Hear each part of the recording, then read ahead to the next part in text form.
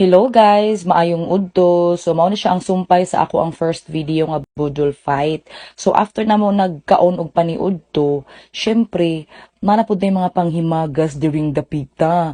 Way lain kundi ang ice cream nga gikan sa barangay Agaw nga di ko sure sa pangalan, TriStar man siguro. Kani mga ingani is 1.5 kapin man siguro ni siya guys nga mga presyo ha nato deha no. So nagkaon ako guys kung nakita ninyo guys dako akong tasa tas pasensya na gid kaayo guys kay gidaghan ug gipuno gid nako ang akong ice cream. So di ba talagsaon ra man jud ko makakaon og mga ingani guys kay na busy kay sa ato ang life, sa ato ang pagkamama, wala tay kuan wala tay kaayo time para magpalit-palit og mga ingani.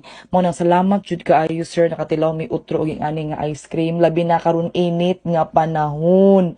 Tapos grabe tungod sa kainit makalabad na og ulo, di ba? Agree ba kayo diyan? So, mo siya ha, pagkaunyang hapon na po, which is snack time, na po another ice cream. Wa na ako na videohan guys, kay ni kaon jud kog daghan, kay naa na siya apa. Lord tabang.